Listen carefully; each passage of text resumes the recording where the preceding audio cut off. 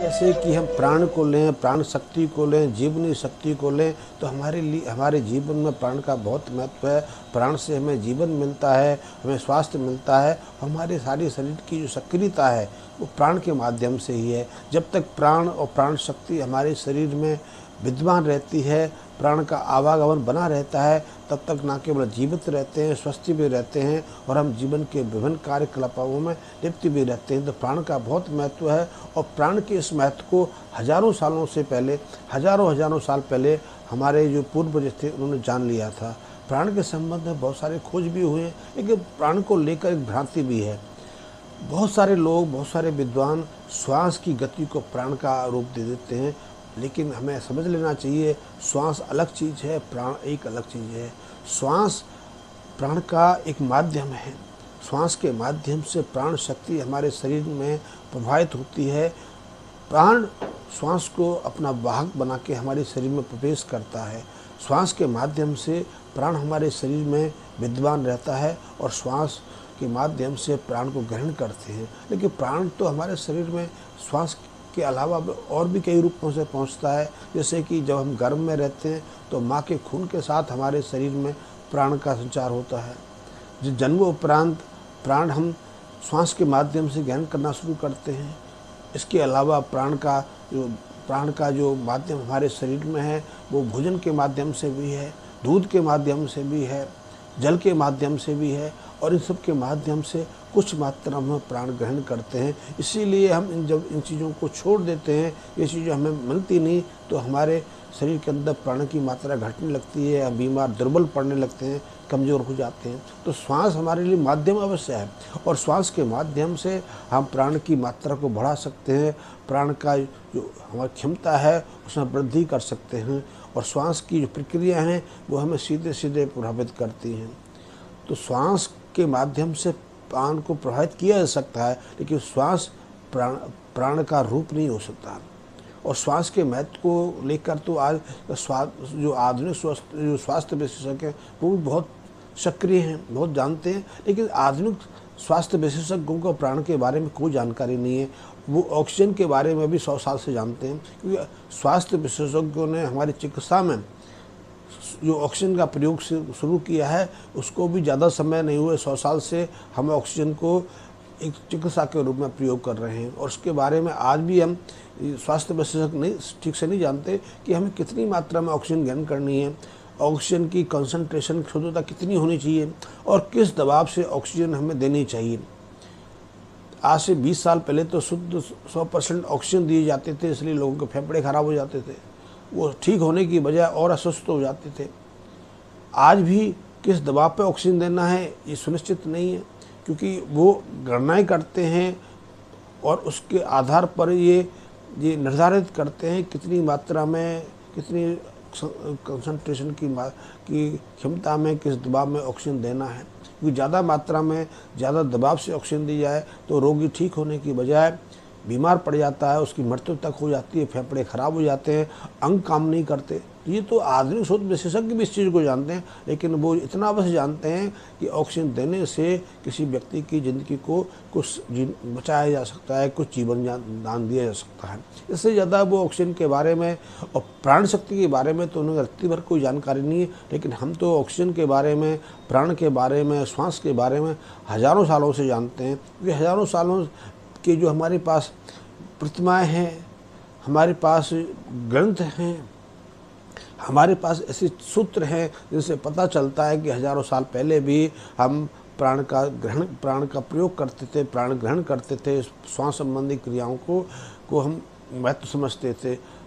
5000 साल पहले भगवान कृष्ण ने महाभारत के युद्ध में जब गीता का उपदेश दिया था तो उसमें प्राण के महत्व को उन्होंने विशेष रूप से उल्लेखित किया है। इसके अलावा बहुत सारे ऋषि मुनि हुए, आचार्य हुए, जिन्होंने प्राण के महत्व को हमें बताया और प्राण को कैसे ग्रहण करना है, प्राण को हम किस तरह से अपने शरीर के अंदर ग्रहण कर सकते हैं, उनकी क्रियाएं बताई। ऐसी करीब 500 क्रियाओं का, ऐसे करीब श्वास संबंधी 500 क्रियाओं का उल्लेख विभिन्न ग्रंथों में आया है।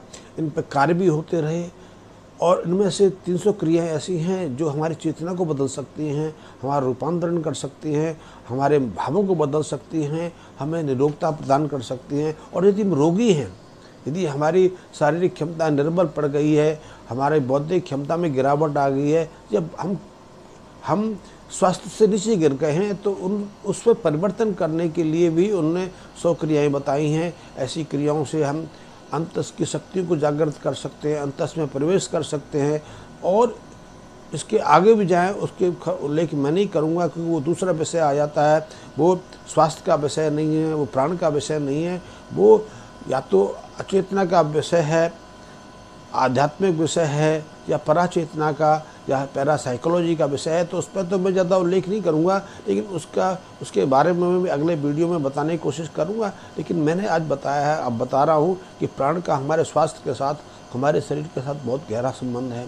और ऐसी 100 क्रियाओं का उल्लेख तो आज भी है, चाहे पिछले हजारों सालों से हमारे यहाँ श्वास को लेकर, प्राणायाम को लेकर जो प्रयोग थे वो रुक गए। क्यों? क्योंकि 1000 साल तो हमारे देश में अक्रांता का राज्य रहा, उथल पुथल रही, हमें ज़िंदगी बचाना मुश्किल पड़ गया। ऐसे में अध्ययन अनुसंधान का कार्य कहाँ संभव था? फिर भी किया, गोपनीय रूप से किया, भारत में किया। भारत से पहाड़ों में भागे, हिमालय भागे, नेपाल भागे, तिब्बत भागे, चीन में भी प्राण को लेकर, प्राणायाम को लेकर, श्वास को लेकर गहरे प्रयोग हुए। और इन सब का कंक्लूजन ये है कि श्वास के माध्यम से न केवल हम अपने शरीर को प्रभावित कर सकते हैं, शरीर की क्रियाओं को प्रभावित कर सकते हैं, बल्कि हम बौद्धिक और शारीरिक क्षमता में असाधारण स्तर तक वृद्धि कर सकते हैं। हम श्वास के माध्यम से ठंडे क्षेत्र में भी सुविधानुसार रह सकते हैं और गर्म क्षेत्र में भी सुविधानुसार रह सकते हैं। श्वास के माध्यम से बौद्धिक क्षमता में वृद्धि कर सकते हैं। श्वास के माध्यम से हम अपनी इंद्रियों को, हम जो पंचेंद्रिय हैं, उनकी क्षमता में परिवर्तन कर सकते हैं, उनको नियंत्रित भी कर सकते हैं। तो प्राण का हमारे जीवन में बहुत महत्व है। और प्राण का अर्थ है श्वास का हमारे जीवन में बहुत महत्व है। श्वास के माध्यम से हम अपने शरीर को अपने नियंत्रण में ला सकते हैं और निरोगता प्राप्त कर सकते हैं। योग की कुछ किताबें हैं, जैसे हठ योग है, आज जो योग प्रचलन है, इसमें करीब 12 ऐसी योग क्रियाओं का उल्लेख है जो सीधे श्वास से संबंधित हैं। इसमें कुछ प्राणायाम की क्रिया हैं, कुछ शोधन की क्रिया हैं। 2 क्रियाओं आप जानते भी होंगे, एक नाड़ी शोधन का जो हम अभ्यास करते हैं, वो नाड़ियों के शोधन का, नाड़ियों के शुद्धिकरण का है। क्योंकि नाड़ियाँ हमारे शरीर में फैली होती हैं। ऐसी 72,000 से ज़्यादा नाड़ियाँ हैं जो हमारे शरीर में फैली हैं। हमारे शरीर में फैली नहीं, हमारे शरीर के एक अंग तक प्राण का वहन करती हैं, प्राण चेतना को पहुंचाने का कार्य करती हैं। और इन नाड़ियों में से कुछ खास नाड़ियां हैं। ऐसी 12 नाड़ियां हैं जो हमारे शरीर के 12 महत्वपूर्ण अंगों को नियंत्रित करती हैं। 12 जो महत्वपूर्ण अंग हैं उनको स्वास्थ्य प्रदान करती हैं। यदि इनमें से किसी भी नाड़ी में कोई दोष आ जाए, कोई निर्बलता आ जाए, कोई अवरोध आ जाए, तो निश्चित रूप से वो अंग पीड़ित हो जाता है और उसको स्वास्थ्य तब तक हम स्वस्थ नहीं कर सकते, तब तक हम उसको सामान्य अवस्था में नहीं ला सकते जब तक कि उस दोष को अलग ना कर दिया जाए। इसलिए मात्र प्राणी शोधन के अभ्यास से आप अपने शरीर को पूर्ण निरोगता प्रदान कर सकते हैं। अन्य प्राणायाम की आपको आवश्यकता नहीं है। सिर्फ मात्र नाड़ी शोधन प्राणायाम के माध्यम से हम अपने शरीर को शोधन करके अपनी जो विकृति है, अपनी जो रोग है, उनको से मुक्ति पा सकते हैं। तो नाड़ी शोधन का बहुत महत्व है। नाड़ी शोधन केवल श्वास लेने की क्रिया नहीं है, उसमें जरा सा परिवर्तन करके हम शरीर को प्रभावित कर सकते हैं। तो नाड़ी शोधन का हमारे जीवन में बहुत महत्व है। और दूसरा एक शोधन की क्रिया जो श्वास से संबंध है, जिसे कपालभाति कहते हैं। कपालभाति को बहुत लोग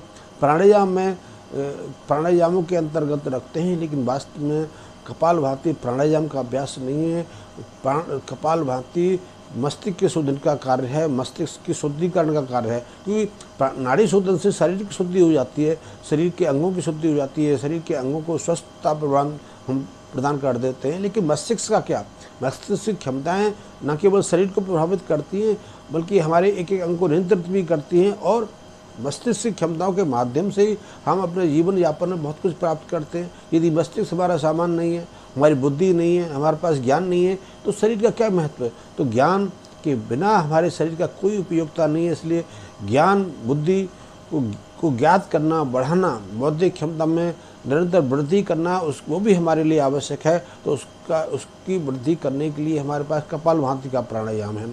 इसके अलावा बहुत सारे और भी चीज़ें हैं, उनके बारे में विस्तार से बाद में बताऊंगा। लेकिन आज मैं बताना चाह रहा हूं कि आप चाहे नाड़ी शोधन का अभ्यास करें या कपालभाति का करें, लेकिन इनकी जो प्रक्रिया हैं, इनकी जो प्रारूप हैं, इनमें बहुत सारे प्रयोग हुए, कईयों निजी प्रयोग भी किए और कई तरह के आज भी प्रयोग होते हैं। और बहुत सारे आज ऐसे योगी हैं जो बता देते हैं कि आपको ये नाड़ी शोधन करना है कि आपको बाईं तरफ से श्वास खींचना है, दाईं से छोड़ना है, दाईं से खींचना है, बाईं से। लेकिन किस गति से खींचना है, कितनी तीव्रता से खींचना है, समय कौन सा करना है आपने, प्रातः काल का जो समय है उस समय कितनी गंभीरता आपको लेनी है, कितनी तीव्रता से लेना है कि श्वास तो अब ले ही रहे हो फिर बीमार हुआ।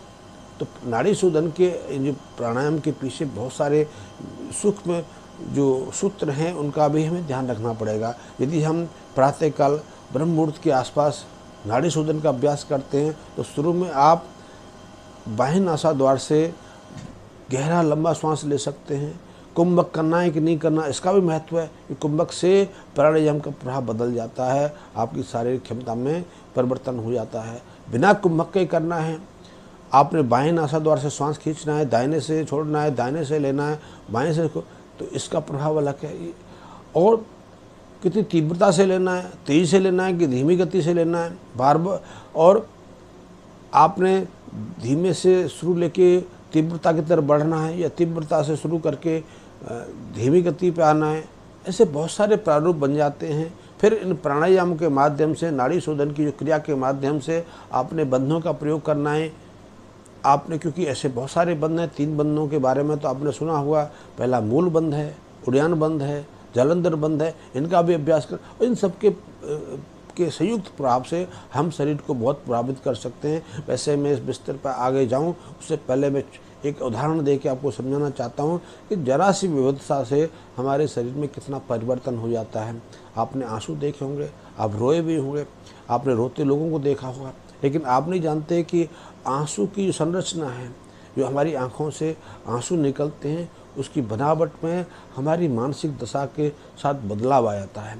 आंसू ग्रंथियों से पैदा होते हैं। वो ग्रंथियों का वजन मात्र 1-2 ग्राम के आसपास है और 1-2 ग्राम ग्रंथियाँ कुछ सैकड़ों कोशिकाओं से बनी होती हैं, उन ग्रंथियों से बनी होती हैं। उन ग्रंथियों के पास भी दिमाग है, उन ग्रंथियों के पास भी इतनी बौद्धिक क्षमता है कि वो आपके आंसू की संरचना में बदलाव कर सकती है। इसीलिए जब आप दुख में रोते हैं, कष्ट में रोकते हैं, पीड़ा से रोकते हैं, पश्चाताप से रोकते हैं, आत्मग्लानि में रोकते हैं, आप किसी प्रियजन की मृत्यु के बाद आप उस दुख से रोकते हैं, या आप संतोष में रोकते हैं, आप प्रसन्नता में आपके आंसू निकलते हैं, तो इन सब के आंसुओं की संरचना बदलाव होता है। और इस बात को तो आधुनिक शरीर शास्त्री भी अनुभव करने लगे हैं कि जो आंसू हमारी खुशी में निकलते हैं, दुख के आंसुओं से अलग होते हैं। दुख में जो आंसू निकलते हैं, पीड़ा से जो निकलते हैं, कष्ट से जो निकलते हैं, एक व्यक्ति किसी शारीरिक कष्ट से बहुत ज़्यादा परेशान है तब रोता है, तब उसके आंसू की संरचना अलग होती है।